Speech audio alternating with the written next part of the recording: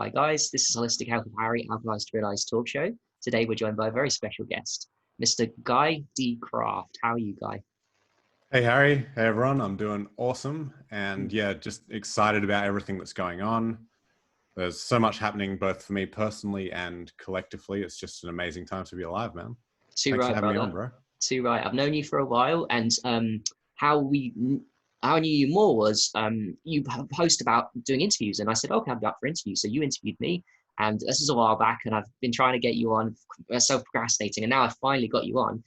We'd love to share your information, and you've got so much information to share with us. Perhaps we should start at the very beginning of your journey. So, Guy, what woke you up to health, spirituality, conspiracies, and the realities of life? What was that the beginning moment? Jeez, that's a great question. Um, I suppose it goes beyond childhood, really. I know that's kind of like a woo-woo answer that you hear a lot in spiritual communities, but it goes beyond just this lifetime, I feel. I think it's something that I've been working on for a long, long time before I can even consciously remember. But I get glimpses of it here and there of things that I've done in previous lifetimes that have contributed to where I am now. And of course, if you want to get into the quantum nature of reality, past, present, and future are just kind of relative terms. We're just looking at one big quantum soup from many different angles. So it's all existing now. Anything that we perceive as a past or future life is happening right now. And it's just which part of ourselves are we tuned into right now. So in this lifetime, which is probably more to the point of your question, it's been things like martial arts have played a key role. Conspiracy research, if you want to say it, has played a key role. I've got a bit of a competitive nature. Again, that kind of ties into the martial arts stuff. And that probably comes from my brother playfully, but kind of overbearingly beating me up when I was his younger brother, just playing around in the garden, whatever. But sort of set me on a course in life where I wanted to master myself and to cultivate myself so that I understood the world around me and knew how to navigate dangers or threats or perceived threats even, because a lot of the time the things that we think are dangerous is actually just our own paranoia or fear or whatever.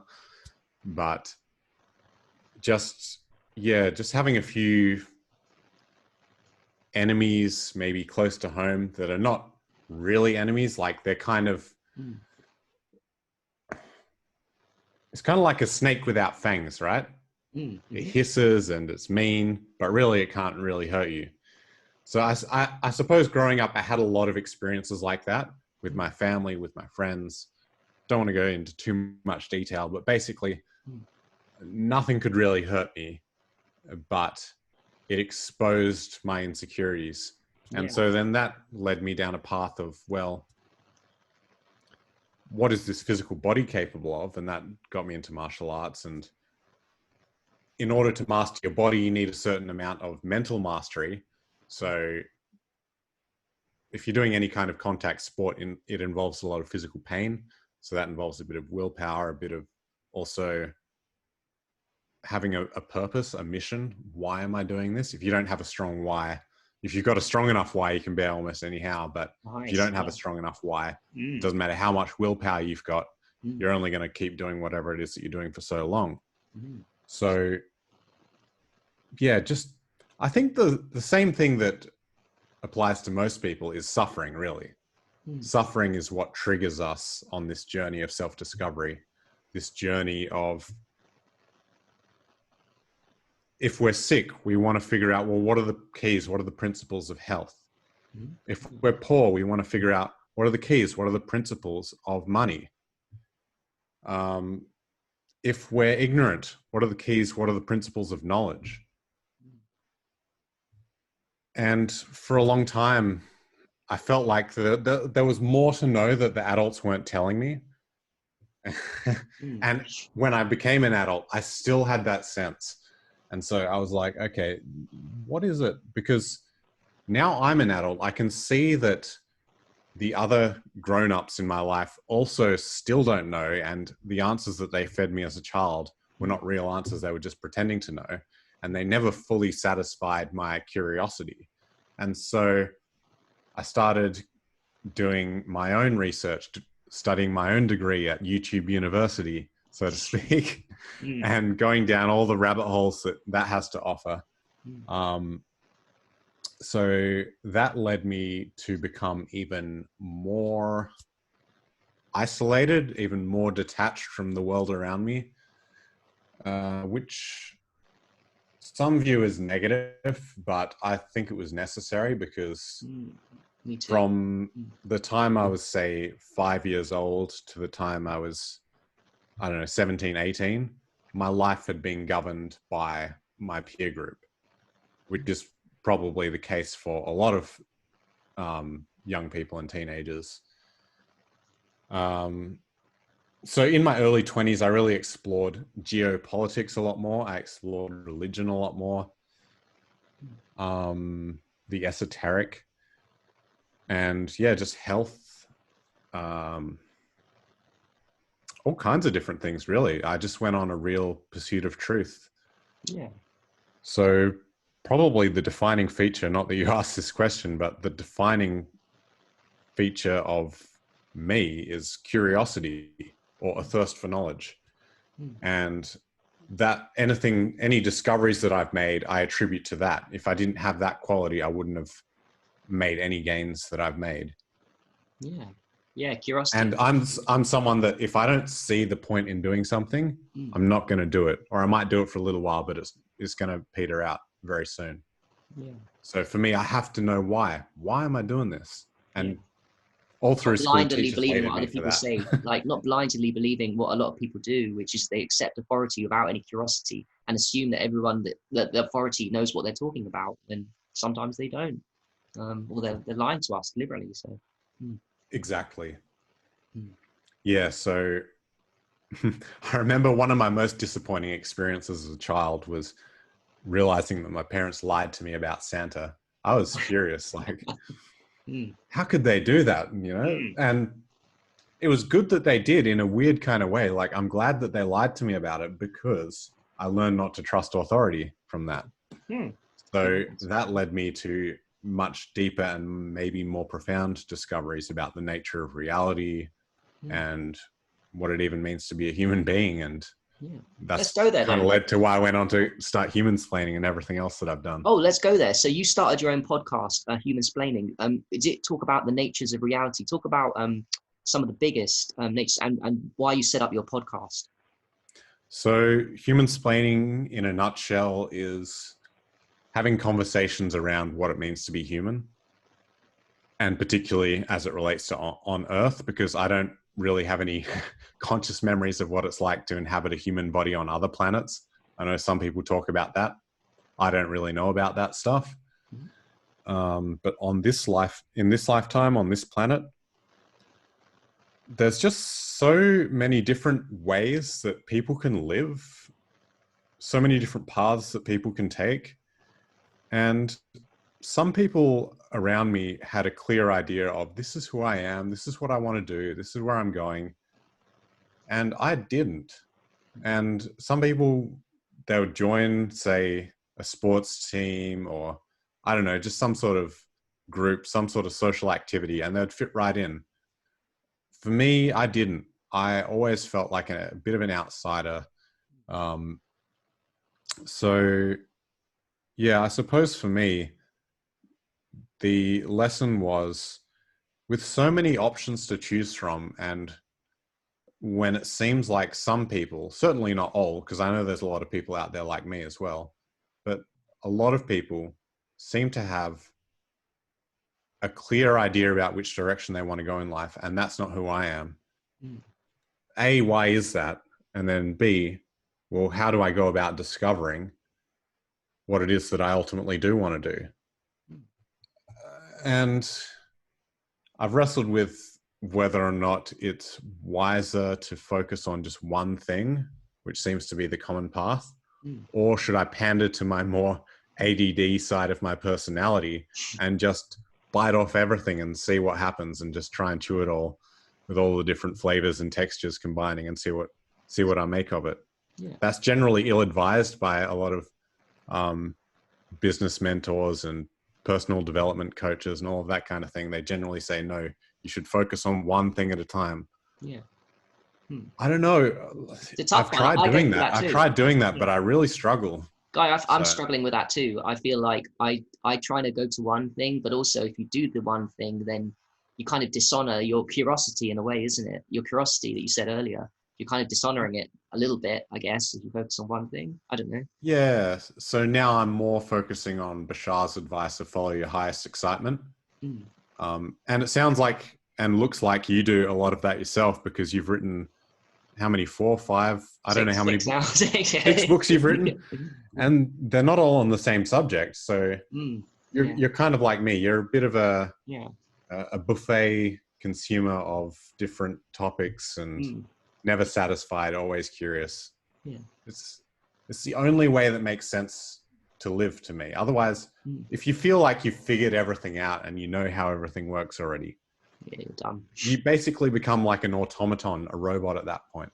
It's like, what's the point of being alive? What's the point of being human if you're not exercising your curiosity? Exactly. Yeah.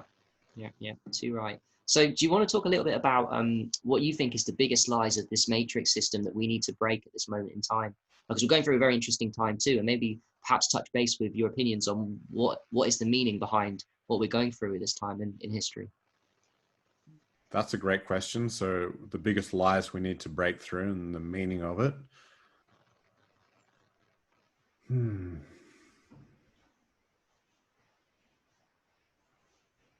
I think the biggest lie is what I hinted at earlier, the necessity of authority. And so I'm an anarchist at heart. I think that some people in government, some people in the military, some people in intelligence agencies are good people. I think they're honest people. I think they're trying to do the right thing. I genuinely believe that. But deep down inside, I look at human beings. I don't look at institutions. I don't look at pieces of paper, certifications. I don't look at titles. While those things, I respect and admire the fact that it's taken a lot of work and dedication to get those things, I don't think that those things either include or exclude you from a conversation. So, for example, if we're talking about medicine, I don't think that just because the fact that I'm not a doctor and haven't been to medical school should exclude me from having an opinion about my own anatomy, my own body, my own health. I think that's very elitist. While I do enjoy learning from different doctors, different scientists, different people who've studied things and gotten the pieces of paper, I don't respect them because of the piece of paper.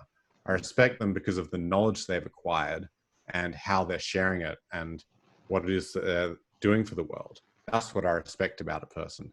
So the biggest lie I think we need to shift is thinking that we need to listen to someone because they've got a lab coat or a special kind of robe, a nice hat, a certain kind of uniform. I think those are the beliefs that we need to get past. As Martin Luther King says, judging the person by the content of their character, not the color of their skin. And uniform is just like an extra layer on top of your skin color. So if we shouldn't judge people by skin color, we definitely shouldn't judge people by the uniform that they're wearing. That's where I stand on that. I think that's the biggest lie, the lie of authority, the lie of as soon as an expert enters the room, you stop thinking, you turn off your critical thinking. I don't agree with that. I think we should always be able to ask questions, always be able to have debate, and always be allowed the right to disagree and to act out that disagreement in a non-violent way, in a way that doesn't harm or affect others. So if someone thinks that we should be vaccinated and that should be mandatory, if I think, no, I don't want to be vaccinated, it's my body, my choice, then you need to respect that right. And if you don't, you're not only violating man's law, you're violating nature's laws, you're violating God's laws. If you corner an animal and you try and harm it, or you try and inject something into its body, it's going to attack you because you're violating natural law. Every living creature has the right to self-defense. Yeah. So no one has a right to stick a needle in you unless you want them to. Yeah. And this is a key time, because I feel like my opinion is that they want to vaccinate. Part of what's going on now is a mandatory vaccine program for the world. So the vaccinations is going to be huge as part of their agenda. So it's really important that we carry on the fight. And also, I noticed something on Facebook, Guy. I don't know if you noticed that they started blocking people from posting on vaccinations and fact checking. Zuckerberg's taken them down, which is really scary, actually, when you think about it. It's really scary. It's becoming very Orwellian. I've been watching the trends for about 10 years. And certain factions, again, I want to be clear here that I don't lump everyone in government, all politicians, all bureaucrats. I don't lump them all together, because I think that there's some genuine people fighting for us, fighting for the little guy in those positions of power. And if it weren't the case, the situation would be way worse than it already is. So I have a lot of gratitude for those who are fighting the good fight. I'm contributing to the greater good in my own kind of way. And I think we all have to just follow our heart there. Sorry, what was the question? The mandatory vaccines, I feel like that's a huge part of the agenda. And how can we, I didn't actually put that as the question, but I'll put it to you now, is what can we do, and what should people be doing now in terms of if it comes to pass that there's kind of like a worldwide vaccination program, what can we do to stop it? And if it does come, what do we do? If it does come, worst case, what are we supposed to do? Yeah. So I don't see it happening, to be honest with you. I think that maybe they can get away with rolling out mandatory vaccinations on healthcare workers or childcare workers, maybe in the short term. But I think in the long term, the agenda will be revealed about what those vaccinations are about. And I think the mainstream view of vaccines is going to shift in the not too distant future. I think the mainstream will be a lot more skeptical of vaccines. It doesn't mean that no one will get vaccinated in the future. I'm not saying that. I'm just saying I think more people are going to be a bit more questioning of whether or not a particular vaccine is worth getting injected into their body or not. But in the short term, the more they try and push this mandatory vaccine thing, the more people are going to resist. And even if we don't understand politics, we understand natural law on a guttural level. So we all have that cornered animal inside of us. We don't want to be cornered. We don't want to be infringed upon. Enough people feel that way. I've seen it. Enough people express they would violently resist if someone tried to vaccinate them. I would too. And I would never initiate violence. I just want to make that clear for all of the internet out there. I'm not advocating for a violent revolution. I don't want anyone to go out there and start fights or anything like that. I'm just saying if someone came at me with violence, I would do what was necessary to defend myself. And a lot of people feel that way. And it's not arbitrary. It's a natural instinct. Well, like babies, when you inject a baby with a needle, what does it do? It cries all the time. It never doesn't go like, yeah, it's not like a lolly. It's like, oh shit, you're putting a needle in me, you're gonna cry. It's not normal. Exactly. Yeah. Yeah. So yeah, I don't poke at wasp nests so that the wasps all come out and sting me. It's like, no, I'm staying away from the wasps. I don't want things to sting me. So yeah, we have that natural impulse for a reason. So yeah, one man's poison is another man's medicine, I guess. I kind of view the cocktail that they're injecting as the same thing as wasp poison, essentially. I don't want it in my body. But yeah, I think live and let live. If other people want to vaccinate themselves, go ahead. But yeah, to answer your question, I don't see it happening. I don't see us getting to that point. I think we're witnessing I don't think, I know we're witnessing the Great Awakening, the global awakening right Yeah, now. yeah, Because, yeah, like I said, I've been researching conspiracies for 10 years, and I no longer feel like the weirdo anymore. I no longer feel like the crazy guy. I feel normal because there's so many people around me who feel the same way, who've come to the same conclusions. Didn't used to be that way. There's been a massive increase in just the number of people embracing that curious nature. yeah. Too And I right. think we all have that curious nature. What tends to happen though is we kind of put it to the back burner, or kind of allow things to slide. Like an authority figure will say, hey, just do this, and like you go drive through a booze bus, hey, just blow in this, and wait till I tell you to stop, and then stop.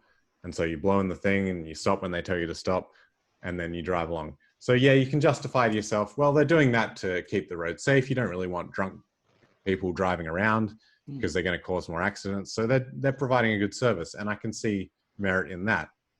But the fact that you have to go along with it, especially when you're not showing any kind of signs of being a danger to anyone, it's presumed that you're a danger until you prove that you're not. I think we let enough of those things slide that we get used to not asking questions. Yeah, That natural part of ourself gets conditioned out of us. yeah, And we just, authority says do this, and we just do it. yeah, At first we're curious, and then we stifle it. yeah, But then we don't even become curious anymore. yeah, And then we've really got to give ourselves enough time, permission, relaxation to allow that curiosity to flourish again. If we've done that to ourselves, if we've had our curiosity beaten down to a point where we don't feel safe to ask questions anymore.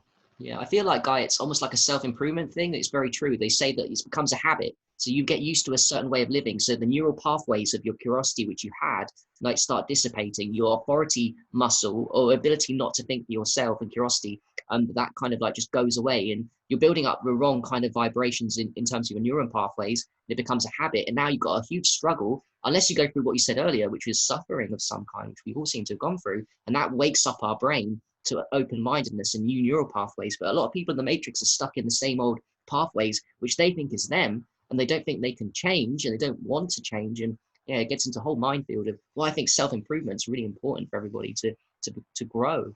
That's huge. Yeah, self-improvement has definitely gone hand in hand with my thirst for knowledge. I find that the more that I understand about the world, the more I understand about the self, and the more I understand about myself, the more I recognize, well, I'm actually responsible for all of this. There's no limit to what I'm responsible for. And the more I take responsibility, the more responsibility is given to me.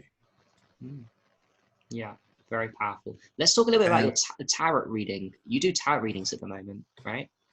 I do tarot reading.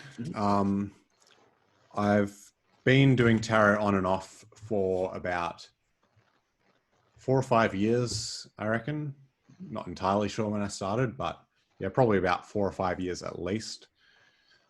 But just the start of this year, it came to me on a deeper level. It's like I wasn't going and picking up the tarot deck. It was picking up me. Cool. And shuffling me around. Cool. It's kind of like I just have this relationship with it now. It's almost telepathic. It's almost like this is a separate being and I'm communicating with it.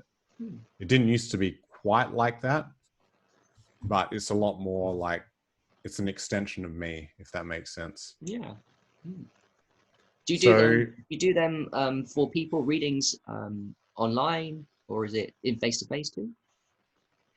I've been doing them online and also, yeah, with friends face-to-face, but just however, really. I've got a particular format that I like to do it in. It's a 7-card layout. It wasn't something that I read in any book or anything. It's just sort of something that came to me, but I just felt heart-driven, inspired to do it that way. And I've been getting really good results with it. People have found that it's provided a lot of confirmation, or it's provided clarity around certain situations that they're dealing with. But yeah, I was going through a bit of a dark night of the soul at the beginning of this year, and I've been through many of them throughout my life, but this one was good because it highlighted, the tarot got me through it actually. It provided a lot of answers, and then I used the same format that I was using on myself and other people, and it's providing similar sort of answers for them as well, like what to do to shift their beliefs around money and business and things like that. So yeah, it's been powerful, and I try not to bring it out too much because I think the more you use it, the more it dilutes. Yeah. Yeah, it's something that I only reach for when I feel like I really need it, when I've exhausted all possibilities beforehand. Again, you don't want to make this your authority. Yeah. You don't want this to take over your thought process. You still want to think for yourself, think creatively, think critically, come to your own conclusions about something. This is just like a last resort. It's a go-to when you've been thinking in circles, you've been journaling, you've been putting it all out on paper, brainstorming, and you just can't seem to get any progress in a particular direction. Yeah. That's where this comes in. That's where this is really powerful. Cool. That's really cool. I know you've got a couple of projects we talked about just before we recorded this. Do you want to talk a little bit about, touch base with what projects you're excited for in the future, ones you're working on? Yeah, so actually my sister introduced me to a quantum healing device, which, yeah, I'm very new to the subject myself. I'm still learning a lot about it. I still have a lot more research to do. But from what I've discovered so far, it was enough to inspire me to buy the product. And it's like multi-tiered, but I went with the top tier U-Butte, top of the range product, just because that's how I do things. If I like something, I want the best of the best of the best. So yeah, I just invested, and I'm waiting for it to come in the mail now. Yeah, I'm definitely happy to do some videos and podcasts around that once I've got it and I start using it. Then I can tell you firsthand the kind of results that I'm getting. What kind of device? You said it was PEMF, right? As some kind of electromagnetic frequency device that heals with frequencies. Yeah, I believe it's PEMF.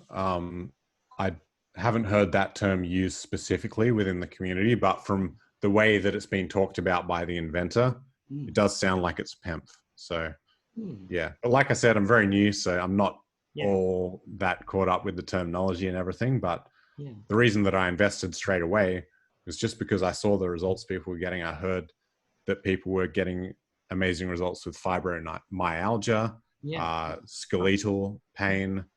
So very deep issues, which are hard to treat in a lot of ways, but chronic conditions, those sort of things, like that's my jam, man. I love any sort of tools that can work on those things, because I think that's an area that a lot of people are suffering in. I think chronic conditions is something that there's huge financial potential if that's something that you're interested in.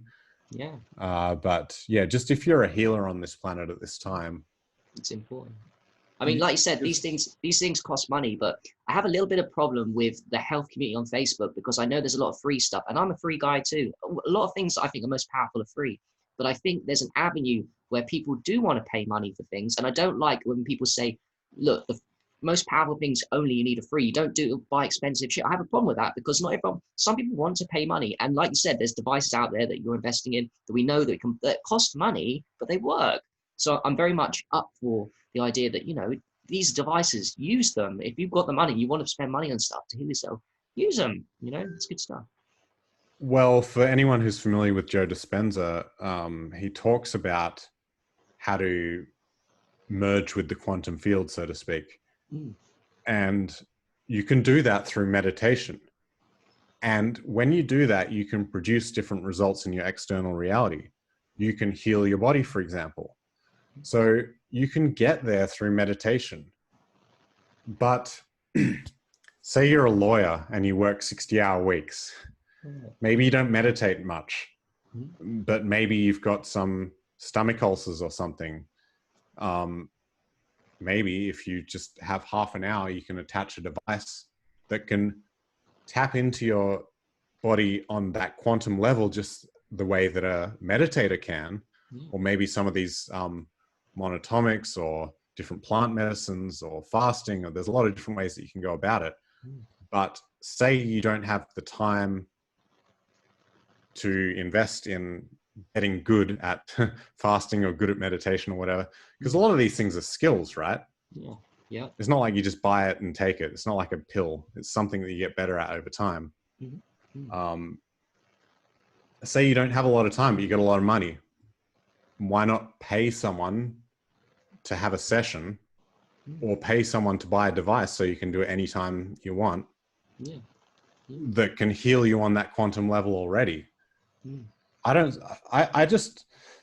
think there's an elitism that comes out in the health community as well. I see like people like, if you're not doing it exactly this way, if you're not following Dr. Sebi's mucusless diet, if you deviate even or whatever, you know how it is. Like people fall into these different camps, and unless you're doing it exactly that way, you're blasphemous somehow. Yeah. It's so like true. we've got backyard chooks. There's not really any cruelty involved. I don't know what kind of life they lived before they came here, but now that they come here, they live a peaceful life. And so I don't see what the problem is with eating their eggs. Yeah. I mean, there might be health questions, but ethically, I don't really see the problem. So yeah,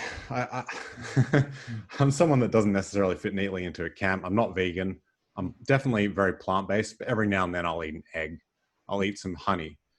But yeah, I don't eat meat, but it's just sort of, I don't know, man. I don't feel very welcome in a lot of communities because I don't tick all the boxes. Yeah. But I just come to my own conclusions about things. And I see that there's a huge potential for quantum healing for those that are maybe a bit time poor.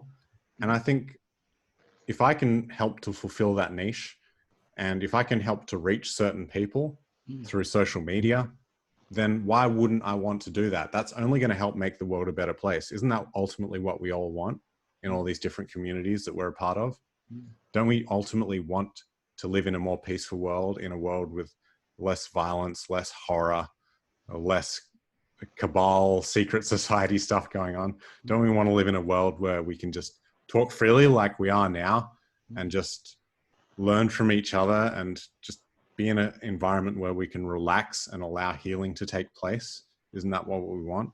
It is what you want. Yeah. And you got your own podcast, Humansplaining, which you may have started actually after your Dark Night of the Soul. I don't know. Tell me when it started. I think it started in January, February, I remember. So what is the aim, ambition, project, and of your, I think your podcast is amazing, by the way, but what's your goal behind it? What are you hoping to achieve? It's a good question. It's kind of shifted a bit. When I first started, I was so vague about it. I just said, I want to have cool conversations with interesting people, or interesting conversations with cool people. But after that, I sort of just started attracting a certain group of people that became more of an inner circle. You're one of those people. There's a lot of different people that I've connected with since then. A group of maybe, I don't know, less than 20 of us that, for whatever reason, we all seem to be on similar wavelength about certain subjects, enough so that we can collaborate. And we don't have to agree on everything. And it's beautiful that we don't, because that allows us to share new perspectives and learn from each other. But yeah, since my initial vagary of I want to have interesting conversations with cool people, I've then gone on to be a bit more specific, which is I want to understand the human condition in as broad a perspective as I can. Like I said at the start of the conversation, the way I summarize humansplaining is exploring what it means to be human on planet Earth. So that means health, wealth, duality, the cabal, politics, anything, finances, Bitcoin, cryptocurrency, all of it, you name it. if it's going to help people's life improve, if it's going to be something that adds value to people's life, even if it's going to be something that maybe makes you stop and think, maybe makes you question reality, maybe we talk about metaphysics. Who knows? It could be anything, just something that adds value to people's life. Yeah. That's what Humansplaining is about. It's just about having those conversations and going down all these different rabbit holes and seeing what are the nuggets of wisdom that we can extract. So you've spent way more time researching urine therapy, for example. What are the nuggets? What's the gold that we can extract from you? So that's how I look at Humansplaining. I'm extracting gold from all these masters, all these people that have studied these different paths, and putting it all together in one place. Yeah, that's powerful. And yeah, you're literally also opening up people's curiosity. So people are going to come to that, and it's rewiring brain structures of, hey, I thought the world was like this. And you might challenge them with your guests, urine therapy and aliens. It might challenge people's beliefs of what they thought they knew in a good way. And it will hopefully open the pathways to massive transformation. But also at the same time, people that are ready for this information, it will give them more knowledge, like you said, mastery. So they'll be they'll like, I knew about this subject, but now I'm learning from someone who really knows about this subject because they spent their entire lives doing it. So it's really good. Exactly. And yeah, like I was saying before, and my ego definitely inflates itself around this or whatever, but I'm aware of it, so it's all Me good. too. We all have egos here. I've got a huge one, so it's all good. Mine definitely builds up around the concept of I'm such an individual, I'm such a free thinker, or no one gets me or whatever. But yeah, like in these conspiracy groups, I've noticed that there's a lot of fundamentalist Christians, and they think that I'm too woo-woo. Right. And then I go in these more esoteric groups and I start quoting the Bible, and they think, oh, what are you, like, fundamentalist Christian or something? So it's sort of like, I find that there's a need for bridge builders and people that move between these different worlds and can put it all together. So I think that I'm kind of like that. I'm someone who sort of like the ferryman that sort of takes you from one world to the next. Maybe that's a bit more of a macabre view of things, but I like to think that I'm maybe the equivalent of that in the physical incarnation, not so much in the afterlife. And I am a Scorpio, so there is that, which is all about death and rebirth. So yeah, defining who you are, destroying that definition, and then building up a new definition of who you are, and then doing the same process over and over and over again. Yeah, that's really fascinating. Yeah, where can people find this Humansplaining? I think you're on YouTube and you're on BitChute as well, I believe. So tell us where people can find it. Yep. So we're on YouTube, we're on BitChute. Facebook is probably the place that I'm most active. But yeah, I'm also on Okie Talk every now and then, but I usually only go on there if I'm going to do a podcast with more than one guest. Otherwise, I like to do Zoom, so we've got the video as well. I would say go to YouTube if you are looking for the latest episodes, and yeah, that's the most reliable. How to spell Humansplaining, right? It's spelled as you think it would be spelled. It's in front of it. Humansplaining.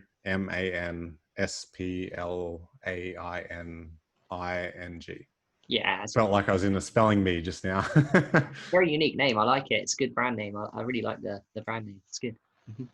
Yeah, I was trying to find something that like no one had taken yet, so that I could get to the top of the Google search results. Yeah, exactly. Right. And yeah, like I said to you earlier, about consistency, and you're doing a lot of consistency, which is the most important thing. Just being consistent and getting people to know you and invest in what you have to offer in terms of your the interview guests and variety. And yeah, I love it. I really do. I feel like I'm the same too. Like you said earlier, I feel like I'm all over the place, even though it's physical health. There's so many avenues we can go with what we know. And I don't want to be stuck in dogma, which is another thing you said. We don't want to be stuck in like, oh, there's this diet. Oh, there's this process. Oh, I can't like you because I do this and you don't do that. It's like, no.